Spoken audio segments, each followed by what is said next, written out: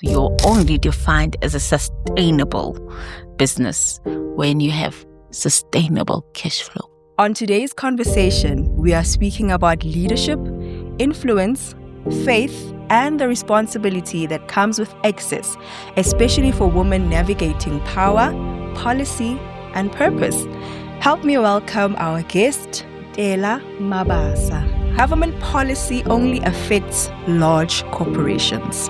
No, false. Completely false. Why would you say it's false? Because when you put up policy, ideally it is to impact your consumer. And your consumer is always the man on the ground. I didn't know that you can actually challenge policies. You can. They're meant for us. So obviously it takes forever to change policy. Yes. It takes, and laws don't get changed. 100%, yeah. But we are players within them. So if it's not working for you, there are remedies to it. You know, there are remedies to it, and it is their duty to tell you what the remedies are. And as a citizen, how are they gonna make sure that I am taken care of within this particular legislature or policy?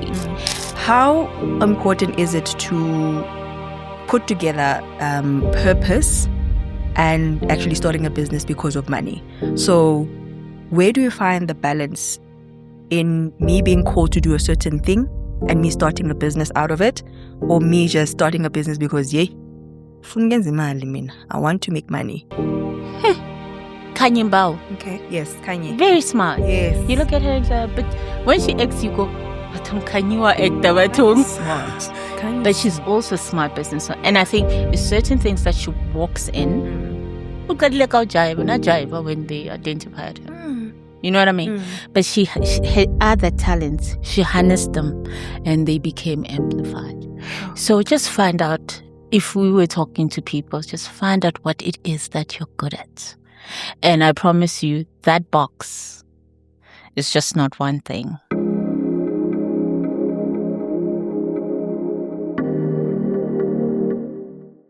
Welcome to Growth, Grit, and Grace. On today's conversation, we are speaking about leadership, influence, faith, and the responsibility that comes with excess, especially for women navigating power, policy, and purpose. Help me welcome our guest, Telavukosi Mabasa. Hi, Mama. Hi. How are you? Fine.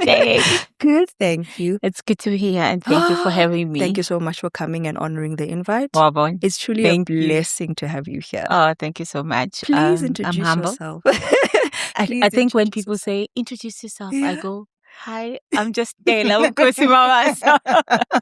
But let's do it properly. Yes. My name is Telavukosi Mabasa. Okay. I am a mom because that takes up all my life. Yes. But I'm also an owner of a company called Telavukosi Consulting Group. We specialize in lobbying and engagement. So we're engagement specialists, stakeholder management. That's what we do. We bring you to the table. Okay. We bring the right people at the right people. time So you connect to come to the people. table. Absolutely. But just not everybody. Not everybody. The right people at the right time, at the right level, 100%. to make sure that those who want to meet their business development goals, those who want to talk about policy, those who want to engage at certain levels and at all levels. It's not just people, when they look at me, they go government, but it's not just government. It's government, corporate, small businesses, which we're very passionate about in our businesses. That when you're a small business, access is the biggest thing.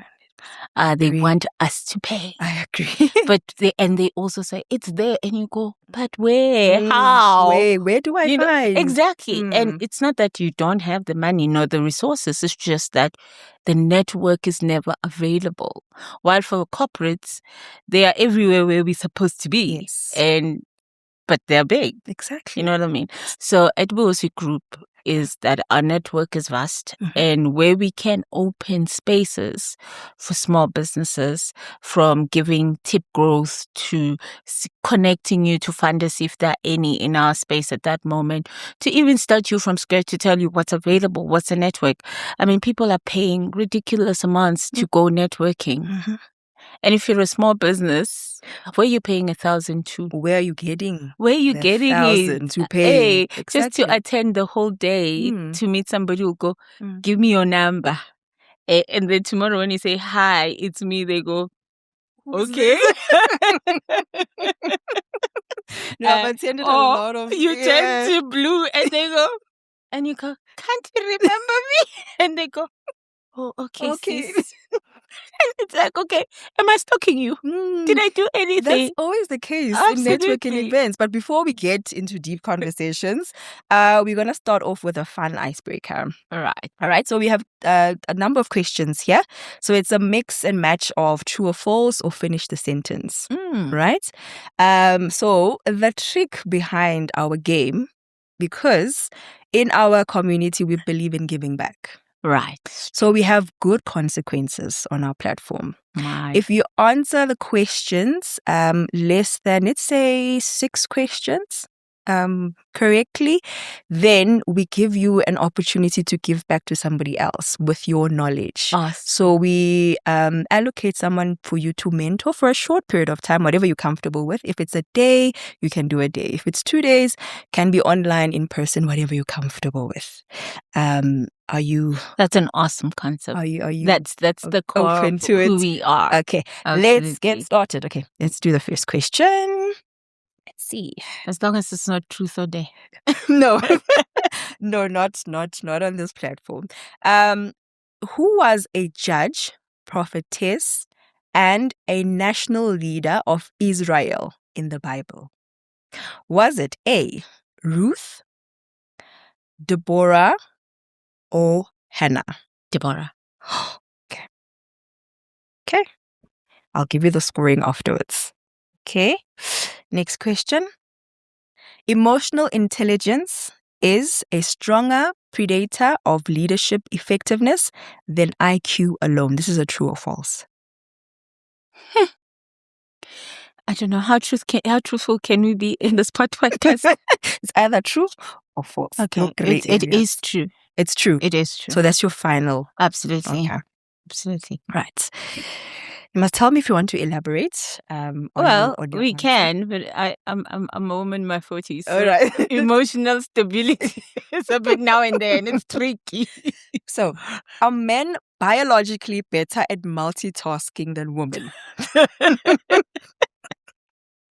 Is this one true or false? They learn, apparently. I've learned. I have met great multitaskers, but in those that have not harnessed the skill, because it's a skill to be harnessed, 100%. is that it is true that they cannot multitask. It's something that they need to harness. So your final answer is they're not naturally false. They're not naturally multitaskers. All right. Unless they're drinking beer and watching rugby. Exactly. Okay. Government policy only affects large corporations. No, false. Completely false. Why would you say it's false? Because when you put up policy, ideally it is to impact your consumer, and your consumer is always the man on the ground. So whether you have a large corporation, it doesn't matter at what level. And most times and I say we because we are the guys that we don't get the platform to give feedback. They'll go, oh no, we're having community feedback. The truth of the matter is that they're just ticking boxes most of the time. But that policy will come down to you. Okay. And I'll give an example. Only now they're talking about lobola. To say, did you go to your dad and your mom to talk about it? Did you lobola, and then did you get signed in community of property or not? And back in the days, because it was done properly, those things were not huge things because the right processes were done in place. But those laws at the moment, everybody's going, because they're not done, but they were done somewhere high.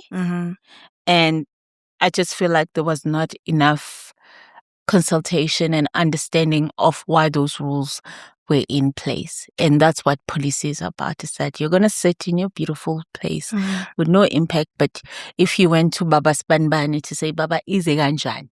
And understand, and the have an origin. understanding of why we are here, policy would then be better for us. At the moment, it's not for big corporates. They just benefit. They just benefit. And they're the ones that are given the bigger platforms to participate in making sure. Policies are rules. I think we just use beautiful words. Yeah, there are rules and governances and laws that are put in place. And if the laws that are going to affect me don't get discussed with me, then how are you having them in place? 100%. Yeah. Sure. Okay. Very, very, very insightful. Entrepreneurship is best defined as A, being self-employed, B, starting any business, or C, identifying opportunities and mobilizing resources under uncertainty. All of the above.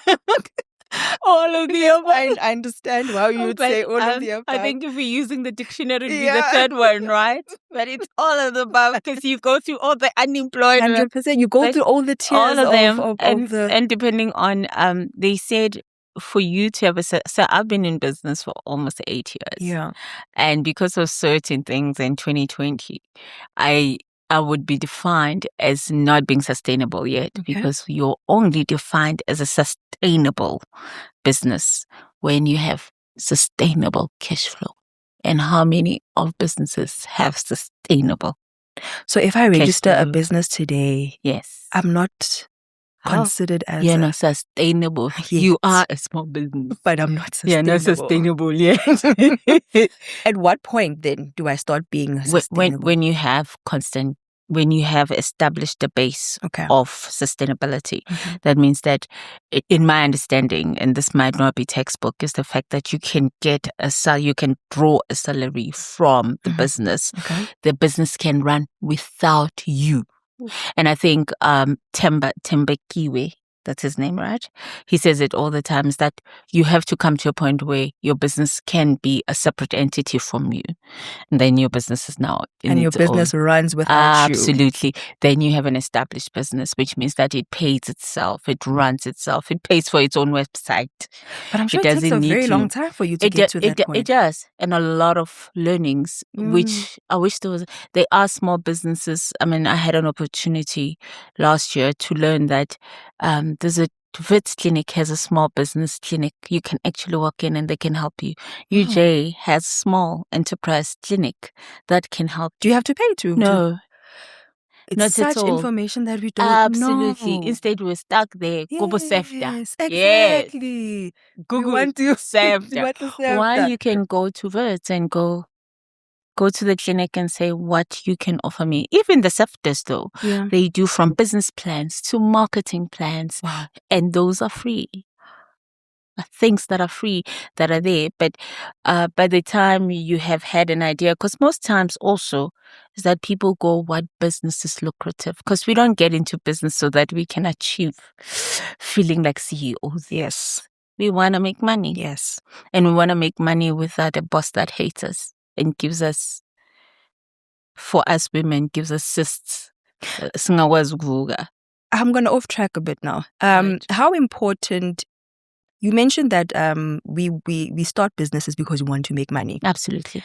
How important is it to put together purpose and actually starting a business because of money? So where do you find the balance in me being called to do a certain thing and me starting a business out of it, or me just starting a business because, I want to make money? So there's two things. I think as a Christian, and I'll put it in that way, purpose is amazing. Yeah. We want to live according to God's plan. And we have verses that support that. He says he blesses the work of our hands. He says many other plans in a man's heart, but his purpose will prevail. That is what I've talking to him about lately. Yes. But the truth of the matter is that if you understand, purpose is what you're good at, what comes naturally to you. And if you are a mechanic and people take 30 days to look at problems and you look at it once, you found your purpose. It's not preaching. But at the end of the day, when God says he blesses the work of your hands, it means that those hands must make you sustainable. Must make you money. Absolutely. Must make you money. God is not against money. He don't want us poor. Jesus died on the cross and they gambled for his clothes. Exactly. The man was a fine man with good taste. You know, I believe Jesus is just a hot man, a beautiful taste. As for Jesus, this is me. This is just me. But what I'm trying to say is that I don't think purpose can make you poor. Yes. I think great alignment of your purpose makes it easier for you to achieve the things that you need to achieve because it's easier to do. I cannot not know how to sing and then I go, mina ngizocula. Ngizocula while cleaning comes so easy for me because I understand. Naturally, I understand how rooms are and how they're laid out. I understand that if Nkalangama window, while somebody would not look at it that way, while there are people who walk in the room and they go, if I put that and that and that and that together, it comes in together. And that's God-given talent. And if you take that, it's aligned to God's purpose. And with that purpose, you make the money so that it feeds your family. It feeds and it gets blessed so much that it then feeds other people. And that's where God wants us to be. That it doesn't just feed you and sustain you, is that then it goes and sustains other people. So basically you are blessed in your purpose in Absolutely. order for you to go and absolutely be a blessing to other people. If you're looking for business, and we also say in these spaces, don't have one, because we don't believe that God gave you one talent. Do you know the parable of talents? Absolutely.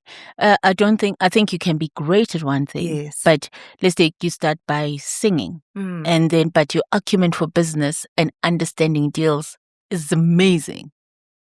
And that's why I said men are not multitaskers, but those that harness that skill, you cannot compete with them because they're made to be very logical thinkers. Yes. So he's going to take multi-purposing and make it one stream and break it into 4 to bring it into one. And then when you'll be going, and then he's going to go, I'm going to do this and I'm going to do this and I'm going to do it and I'm going to do it at the same time. You know what I mean? Yeah. So certain things that you have main talents, and then you have talents that will come because you're walking in your purpose. You know, and I've seen it, and I've seen people flourish in it. We see Kaya Mteto doing the same thing. He's an amazing businessman, but he has harnessed certain other things. You know, and the Chris Browns. I mean, you ask yourself, why is Chris drawing? And Chris playing soccer. I mean, you get jealous, you know, but it's because he's opened himself up to walking in his purpose, and these other talents come up, and then he harnesses them. And I talk about boys because I live in that type of world. People watch basketball in my life.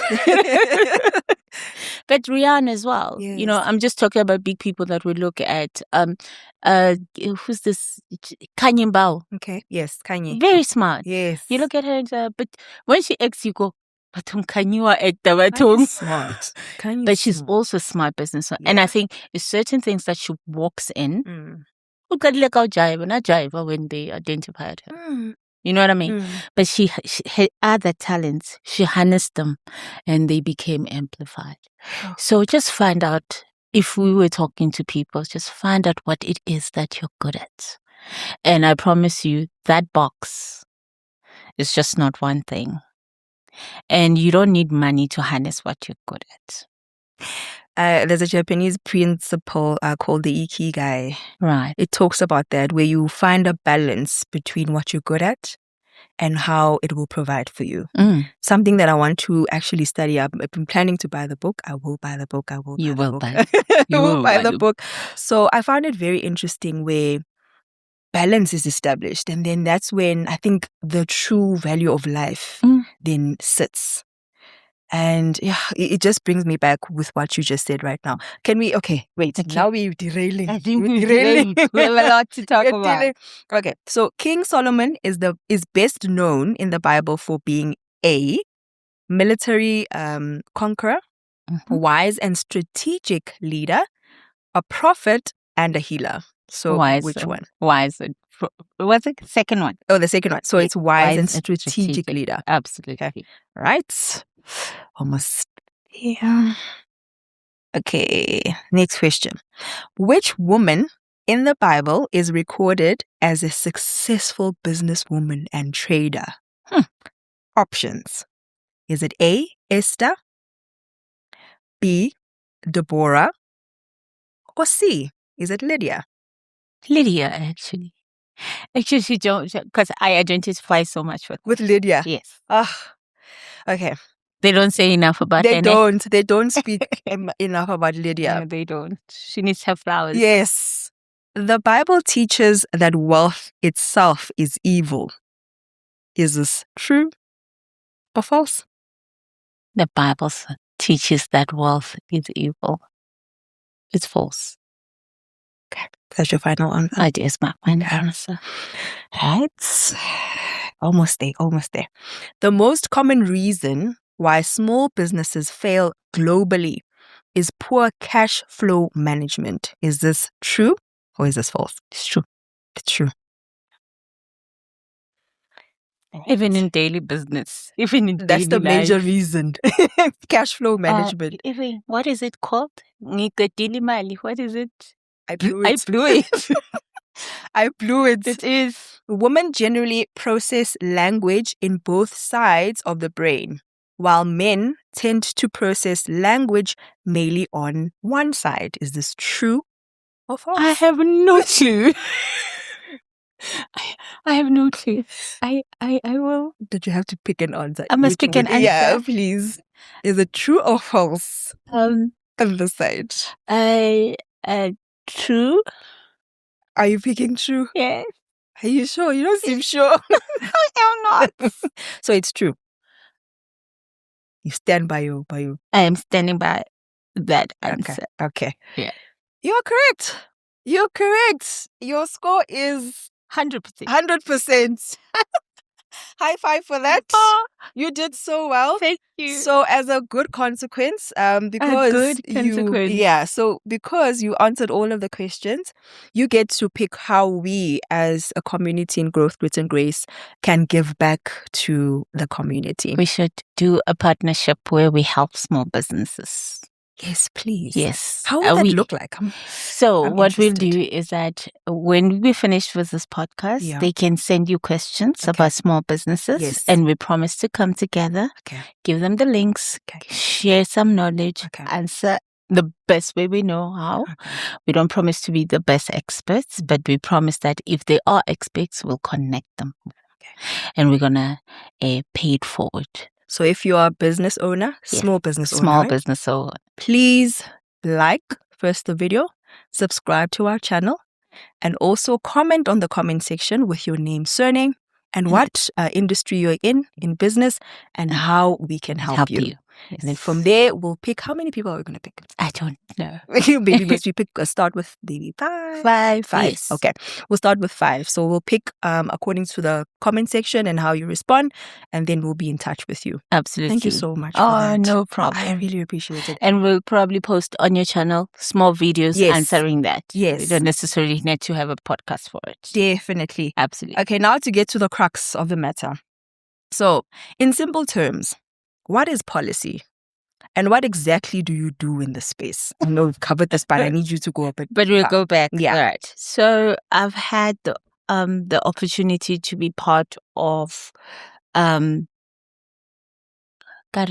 government as such, but be invited in spaces where those policies are put together and understanding the processes of putting together legislature at what level, and policies as well that they get suggested, right?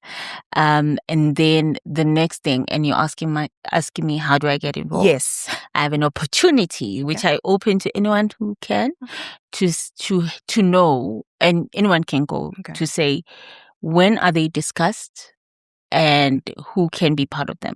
And we are stakeholders for parliament and government. And then you can actually write to them, either write, comment, or whatever, and say, look, this policy is giving me problems. Can you please discuss them in your policy committees? So these policy committees that you see, cluster committee, not the Madangas, but the way they come. No, not the Madangas, but where they go, the when they were asking the CEOs of NFTs and universities, you can actually send an email to those people. They call themselves, I'm sure you've heard them to say, we make the laws. Yes, exactly. I've heard that a lot. You can actually, I have an opportunity to tell you where the channels are, and then you can be part of those by sending either emails, you can send any type of communication to say, I have looked at this particular policy or legislature. I'm not happy. It affects my community this way. Can you please ask whoever you're having, how do I? And I'm sure you have seen it works. They will say, she has not received it. And don't you ask yourself, how does she own a connection? No, it's just the right channels that it then gets to the right hands. And as we said, we bring people to the right people at the right time, at the right level. I didn't know that you can actually challenge policies. You can. As a person or a citizen. I didn't know that. So now this They're is meant very for insightful. us. So obviously it takes forever to change policy. Yes. It takes, and laws don't get changed. 100%, But we are players within them. So if it's not working for you, there are remedies to it. There are remedies to it, and it is their duty to tell you what the remedies are. And as a citizen, how are they gonna make sure that I am taken care of within this particular legislature or policy? Because what are they gonna say? Go talk to a lawyer? No. I'm sure they can if they want, but the truth of the matter is that depending on what you bring to them, and that's what we help you with, to say, look, obviously you cannot go and commit a crime and say, please discuss it at Parliament. Just please, but make it policy and those discussions are to help. Government is there not to give you money, but to take away the red tapes. Things, the barriers that make you not work as a small business, as a community, they're there. Talking about taking away those barriers, the red tapes and the barriers, right? How does policy practically affect entrepreneurs and businesses on the ground? In every way. In every way. In every way. Okay. The policies that they have, and that's why you have the small business department. I'm not going to speak to them. I'm not there. But to my understanding is that they are there to advocate for us within the rules and laws that are in place, right? Yes. So if you have a barrier, like for instance, we know that internet is a barrier. And it is a barrier for us, though it's supposed to be an enabler. And Akasa and the telecoms and the charging that happens doesn't happen in the same space as small business. It happens under the communication space, right? So if these people are making laws based on, like Starlink, for instance, and we will call it out because it's public, right? If they give it to an individual who tomorrow can turn it off, but they said they have taken it to their most remote place in Limpopo or Eastern Cape, how is that empowerment? How is that empowerment? And I'm just generalizing. Yes. Do you understand what I mean? Is that policy that is put needs always a voice of advocacy where you go, yeah, we hear you, but I only have 5 rand in my pockets. So how is that rule gonna how is it taking care of me?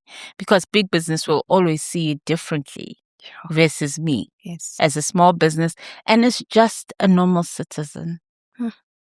And you've dealt with both big businesses and small businesses, right? Absolutely. So in your experience with the platforms like G20, what separates those who are invited in power rooms and those who are left outside in your experience? Oh, goodness. This is a gem that's going to be It dropped. is. It is. So what we have seen is that the bigger, it's always money driven, and I won't lie, right? And access driven, right? And knowing where to go. We were able, and we were fortunate to be part of the G20 and the B20 and the SU20 because we were intentional about being part of it. I remember 2 years ago, around October, they said G20 is coming. We're very intentional. We didn't have connections, by the way. We didn't go because we knew somebody somewhere. Yes, our network is there. But when the invites went out, we wrote and we told them personally. No. They were public invites. And we put them out, and that's what I'm talking about. Is that small businesses is not because they lack money nor resources, is knowing where to go. Yes. Access and tools.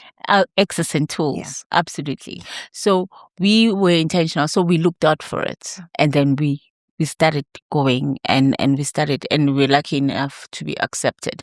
But you're correct. Big business is actually always invited, and small businesses. And I think the other thing about small businesses is just that people don't know where to find them. Yes. There isn't one platform that you can go and register and go with, operating compliance, because that's another thing. If you're a registered company, how many are you are filing SARS? How many are you are going to the CIPC to make sure there are no raids there? I was working on that the whole day yesterday. How many are you taking care of your compliance? So there isn't one singular place. You go to KZN, they have their own small businesses. You come here, you GEP, they have their own. Brand South Africa has their own. Everybody has their own small businesses. But there isn't one place where we can have one voice. And I think that's the sad thing about small business, where we can give them that type of information to say, hey, G20 is coming. Right now we know the World Economic Forum is coming to Africa after 7 years. It's coming next year. I'm telling everybody. How do we prepare? How do we exactly. prepare? How do you prepare? How do I prepare? And do we go there alone? No. We go there as a squad.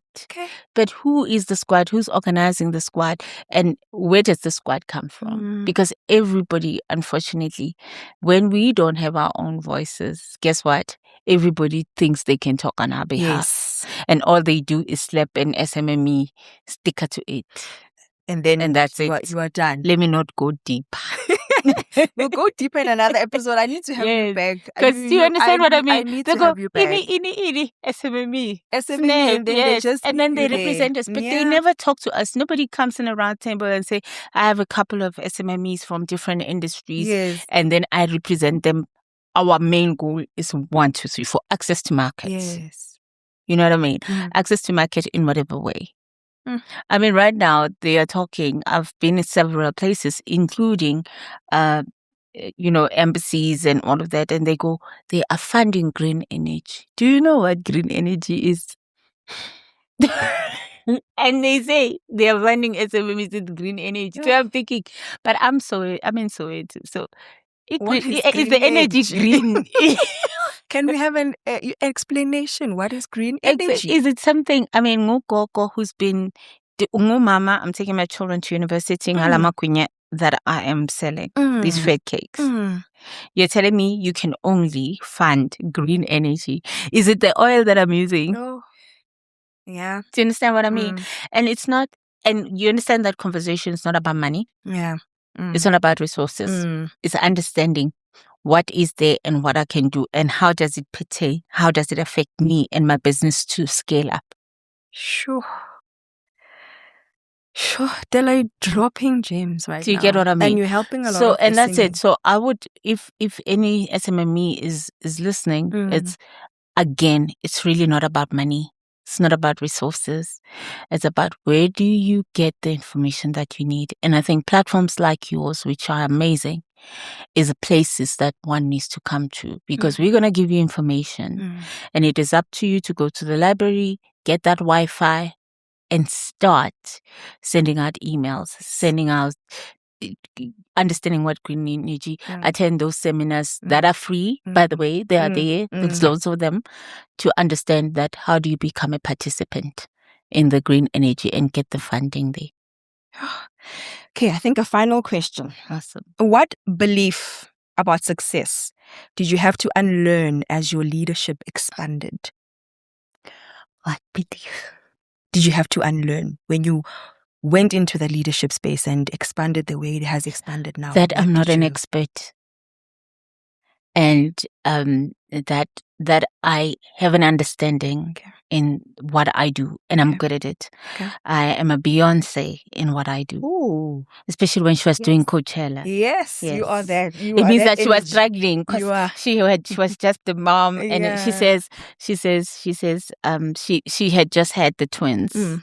She says my body was so out of sync, which means that she had huge struggles with being at par with her normal dancers. And then I'll give you a bit of an analogy. That's why I say especially Coachella. So she had just a baby. And if any mom who knows what it is, they know where your body is. It takes a year for it to heal biologically and medically.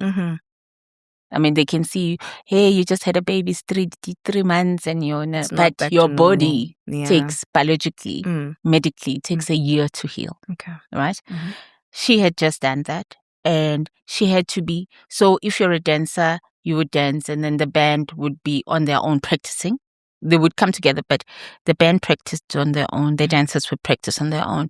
The singers would practice on their own, and obviously full production. She had to be in each and every one of them. And be on point for each and every one of them. So she had to be at peak. She had to be on time. But you can imagine that her self-esteem, the way she sounded, the way everything was out of bounds. But she had to, and I think that was the best, as far as I'm concerned. I might be wrong. Presentation of anything that Beyonce has put out. I haven't watched Coachella. I think Coachella. I must Coachella actually give it versus a chance with all that had surrounded her and what she was going through as a person and what she presented to the world. That's powerful. Okay, so for me, it's like I get in and I have experts and I have learned to say, no one's gonna cook. And I get into rooms, people are doctors and they have PhDs and MBAs, and some I learn and some I go, I'm a Beyonce. I'm a Beyonce. So don't forget, I had to learn that I mustn't forget who I am and my skills and my level and what I bring to the table. I know, right? The table's a problem, but what I bring to the table, but I've also learned to connect, and that there'll always be somebody who's smarter, who knows, and that I'll need to learn from. Definitely. Oh, such wisdom. Thank you so much for joining us. Pleasure. I really appreciate it. I think I should have you back here for another an hour. We are definitely going to have time. Another hour. So, but at Growth, Grit and Grace, we believe growth requires grit, but grace sustains it. Absolutely. Thank you for joining us. Till next time. Peace. Thank you. Bye.